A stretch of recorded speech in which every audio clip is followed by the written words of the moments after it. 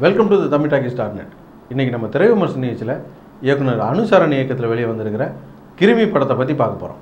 கிருமி இந்த படத்துடைய கதையை பற்றி பார்த்தோம்னா, பொதுவாக தமிழ் சினிமா வழக்கம்னா என்ன, ஹீரோ ஒரு வேலை வெட்டி இல்லாதவராக இருப்பார். அவருக்கு ஒரு 4 நண்பர்கள் இருப்பாங்க. அவங்க கூட சேர்ந்து தண்ணி அடிப்பார். எப்போ ஹீரோயினை சந்தித்தாரோ அப்போ வந்து ஹீரோயினை வெட்டி லவ் பண்ணுவார் இல்லையா. ஆனால் இந்த படத்தில் கொஞ்சம் வித்தியாசமாக என்ன பண்ணியிருக்காங்கன்னா, இவருக்கு ஏற்கனவே கல்யாணம் ஆகி குழந்தை இருக்குது அப்படின்ற மாதிரி காட்டுறாங்க. மற்றபடி வேலை வெட்டி இல்லாமல் தான் சுற்றிக்கிட்டு இருக்காரு. இப்படி வேலை வெட்டி இல்லாமல் சுற்றிக்கிட்டு இருக்கும்போது அவருக்கு பக்கத்தில் கூடியிருக்கிற சார்லி வந்து போலீஸ் இன்ஃபார்மராக இருக்கார். அவருடைய உதவினால் இவரும் போலீஸோட பழக்கம் ஏற்பட்டு இவரும் போலீஸ் இன்ஃபார்மர் ஆகிடுறாரு. இவருடைய அவசர புத்தியினால் செஞ்ச சில காரியங்களால எதிரிங்க சார்லி தான் இந்த தப்பை பண்ணாருன்னு நினச்சிக்கிட்டு சார்லியை போட்டு தள்ளிடுறாங்க. அதுக்கப்புறம் சார்லியை கொண்டவங்கள வழக்கமான சினிமா ஹீரோ மாதிரி இவர் பழி வாங்கினாரா அல்லது வேறு என்ன முடிவு எடுத்தார் அப்படிங்கிறத இந்த படத்துடைய கதை. பொதுவாக தமிழ் சினிமாவில் போலீஸை பற்றின கதைன்னா, அந்த கதையில் வில்லன் போலீஸாக வந்தால் அந்த போலீஸை எதிர்த்து ஹீரோ போராடுவார். அவனுடைய முகத்திரையெல்லாம் கிழித்து தூக்கி போட்டு பந்தாடுவார்.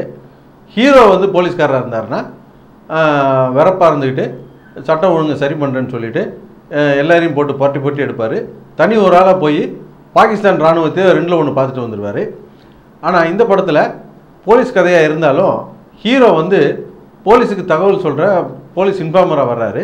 இந்த களமே புதுசாக இருக்கிறதுனால படம் முழுக்கவே பார்க்க புதுசாக இருக்குது. அதுவும் இடைவேளை வரைக்கும்லாம் அடுத்து என்னன்ற மாதிரி இருக்குது. இடைவேளைக்கெல்லாம் நம்ம ஒரு நல்ல படத்துக்கு தான் வந்திருக்கோம் அப்படின்ற ஒரு முழு திருப்தியை கொடுத்துக்குது. ஆனால் இடைவேளைக்கு அப்புறம் கதை ஒரு கட்டத்துக்கு மேலே நகரவே இல்லை. கிளைமேக்ஸ் கூட ஒரு திருப்திகரமாகவே இல்லை. ஒரு வழக்கமான படமாக இருந்திருந்தால் படத்தில் கிளைமேக்ஸில் ஹீரோ வந்து வில்லனுங்களை போட்டு தள்ளியிருப்பார். அல்லது கொஞ்சம் வித்தியாசமான படமாக இருந்தால் வில்லனுங்க ஹீரோவை போட்டு தள்ளியிருப்பாங்க. ஆனால் இந்த ரெண்டுமே இல்லாமல் 3ஆவதாக ஒரு கிளைமேக்ஸ் வச்சுருக்காங்க. அந்த கிளைமேக்ஸு எல்லோரும் ஏற்றுக்கொள்ளும்படியாக இல்லை. மற்றபடி இந்த படத்தில் ஒர்க் பண்ண அத்தனை டெக்னீஷியனுமே ரொம்ப நல்லா ஒர்க் பண்ணியிருந்தாங்க. படத்தில் நடிச்சிருந்த நடிகைகளும் ரொம்ப நல்லா நடிச்சிருந்தாங்க. குறிப்பாக சொல்லப்போனால் போலீஸ் அதிகாரியாக நடித்த டேவிட்டு, மாரிமுத்து எல்லாம் ரொம்ப நல்லா நடிச்சிருந்தாங்க.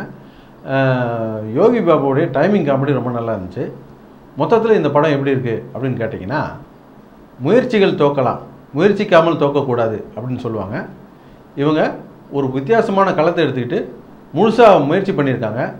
ஆனால் ஃபஸ்ட் ஹாஃப் கொடுத்த திருப்தியை செகண்ட் ஹாஃபும் கிளைமேக்ஸும் கொடுக்காதனால வெற்றி வாய்ப்பை நூலில் தவற விட்டுட்டாங்க அப்படின்னு தான் சொல்லணும். எங்களுடைய நிகழ்ச்சிகள் உங்களுக்கு பிடித்திருந்தால் உடனுக்குடன் கண்டு மகிழ கீழே உள்ள சப்ஸ்கிரைப் பட்டனை அழுத்தவும். எங்களுடைய நிகழ்ச்சிகள் உங்களுக்கு மிகவும் பிடித்திருந்தால் உங்களுடைய நண்பர்களுக்கும் ஷேர் செய்யவும். நன்றி, வணக்கம்.